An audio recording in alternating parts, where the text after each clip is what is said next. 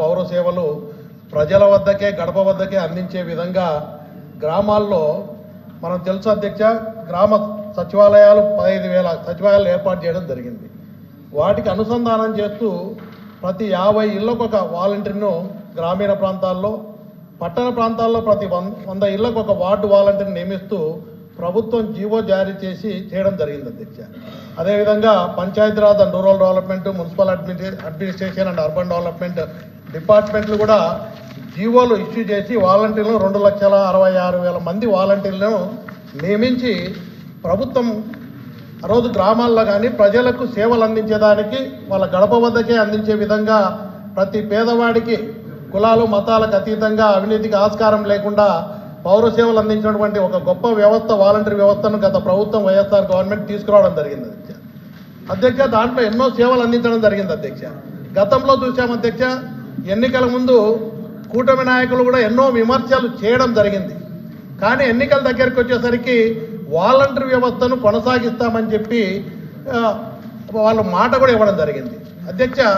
Corona కష్టకాలంలో మనం చూసాం అధ్యక్ష, వాలంటీర్ వ్యవస్థ ఎంత చక్కగా పనిచేసిందంటే కరోనాలో అందరూ కూడా భయపడ్డారు. అలాంటి పరిస్థితులలో కూడా ఈ వాలంటీర్ వ్యవస్థ ఉండడం ద్వారా ఆ రోజు దేశంలో అన్ని రాష్ట్రాల్లో కూడా ఈ సమస్య వచ్చింది. ప్రపంచంలో మన రాష్ట్రంలో చాలా ఈ వాలంటీర్ వ్యవస్థ, సచివాలయ వ్యవస్థను ఉపయోగించి ప్రజల ప్రాణాలు కాపాడేదానికి, మంచి వైద్య సౌకర్యాలు అందించేదానికి బ్రహ్మాండంగా వాలంటీర్ వ్యవస్థ ఉపయోగపడింది.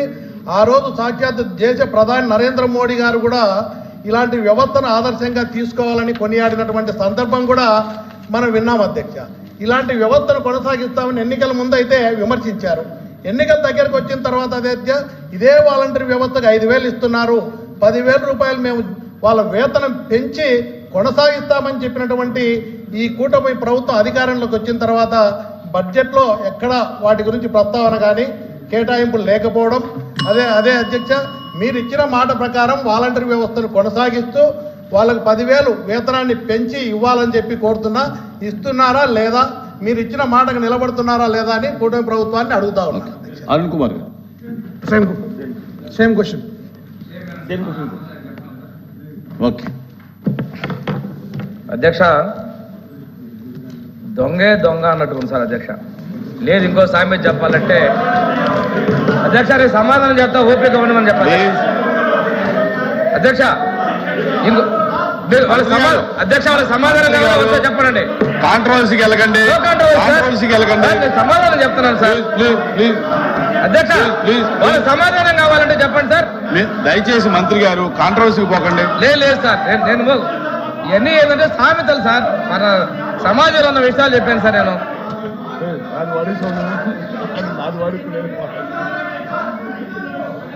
సార్ నేను సమాధానం చెప్తాను అధ్యక్ష.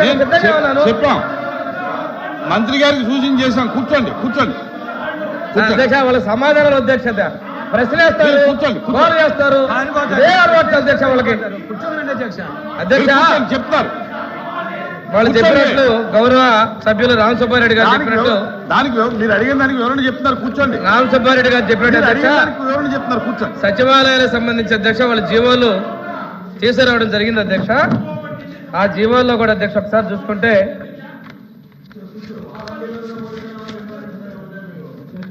జీవో నంబర్ 65 ద్వారా 14/8/21 జీవో తీసుకొచ్చారు అధ్యక్ష. అదేవిధంగా 14/8/22లో జీవో నంబర్ 7 తీసుకొచ్చారు అధ్యక్ష.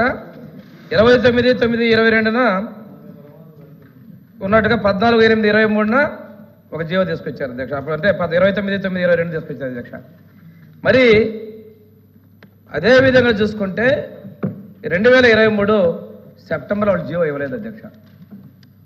అంటే వాళ్ళు ఉన్నటువంటి ప్రకారం జీవో నంబర్ RT 20 29/9/22 ఇచ్చిన జీవో ప్రకారం 15/8/22 నుంచి 14/8/23 వరకు గ్రామ వార్డు సచివాలయాలుగా ఉన్నటువంటి వాలంటీర్లు రెన్యువల్ చేసుకుంటూ ఇచ్చారు అధ్యక్ష. ఆ తర్వాత వాళ్ళు మొన్న దిగిపోయేంత వరకు వాళ్ళకు సంబంధించినటువంటి జీవోలు ఇవ్వలేదు అధ్యక్ష.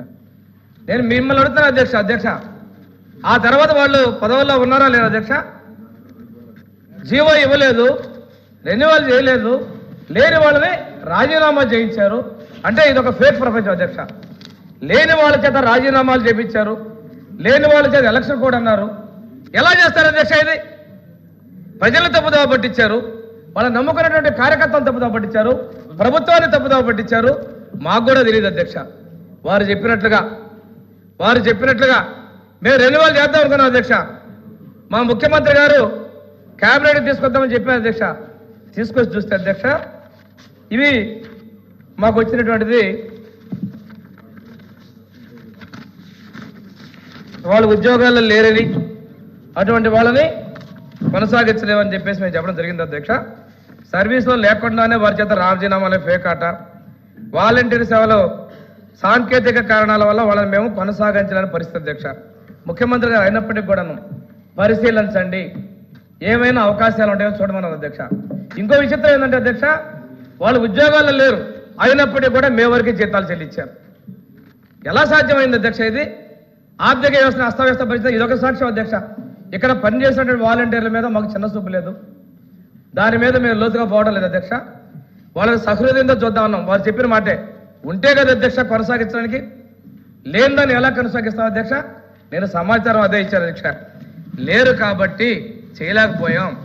ఇంకోటి, ఈ వ్యవస్థ మీద ముఖ్యమంత్రి గారు ఇంకోటి చెప్పారు అధ్యక్ష, సమగ్రంగా పరిశీలన చేయండి అని కూడా చెప్పారు అధ్యక్ష. ఇక్కడ చాలా అభ్యంతరాలు వచ్చినాయి అధ్యక్ష. అసలు ఉద్యోగాల్లో లేనటువంటి వాళ్ళ రాజీనామాలు, ఉద్యోగాల్లో లేనటువంటి వారికి జీతభత్యాలు, ఈ విధంగా పోతే ఎంతమంది మీద చర్యలు తీసుకోవాలి? వీటన్నిటి దృష్ట్యా ప్రస్తుతం లేరు అధ్యక్ష. దీని విషయంలో నేను చెప్పి ఇంకో విషయం అన్నారు, మీరు మాట ఇచ్చారంటున్నారు. దాని విషయాన్ని పోతే అధ్యక్ష, గత ప్రభుత్వంలో మాట ఇచ్చారు, మాట చెప్పారు సహజం. సిపిఎస్ రద్దన్నారు, ఏమైంది అధ్యక్ష? ఈ సభలో చాలా అడిగారు, ఏమైంది అధ్యక్ష? దాని గురించి ఎందుకు? వాళ్ళు అడిగిందని మాట చెప్పారు అధ్యక్ష. దాని గురించి వద్దులండి. సరే, సంపూర్ణ మంత్రి నిషేధం ఏమైంది అధ్యక్ష? వాళ్ళ మాట చెప్పారు, మేము మాట తప్పకుండా సార్. ఇది ఈ రాష్ట్రంలో ఉన్నటువంటి వాలంటీర్లకు ఇచ్చే సమాధానం చెప్తూ వాళ్ళు అడిగిన దానికి సమాధానం చెప్పాను, అంతేగాని అధ్యక్ష వాలంటీర్ వ్యవస్థ మీద మాకు గౌరవం ఉంది. మా ముఖ్యమంత్రి గారు వాళ్ళ సేవలు ఉపయోగిద్దామన్నారు, వాళ్ళ జీతభత్యాలు పెంచుదామన్నారు, కానీ లేరు అధ్యక్ష. వాళ్ళు లేరు. మేము కొనసాగించాలంటే ఉంటే కొనసాగించేవాళ్ళం. అందువల్ల రాజీనామాలు కూడా ఫేక్స్ అధ్యక్ష, లేని వాళ్ళ రాజీనామాలు. సార్ ఎల్ఓపి గారు మీరు సీనియర్ మోస్ట్ సార్, ఆ సభలో మీరు కేబినెట్ లో ఉన్నారు, అన్ని విషయాలు తెలుసు. ఇంకోసారి ఈ ప్రతిపాదనలు పోతే కేబినెట్ ఆర్థిక సేవకు ఆమోదం చెప్పలా, లేని వాళ్ళకి ఎలా ఇస్తామని చెప్పి ఆర్థిక సేవ ఆమోదం కూడా చెప్పలేదు అధ్యక్ష. ఈ అన్ని ప్రకారం ఇది వాలంటీర్లు ప్రస్తుతం లేరు. ఆ విషయాన్ని గౌరవ సభ ద్వారా నేను ప్రజలకు కూడా తెలియజేస్తాను అధ్యక్ష. ఎల్ఓపి గారు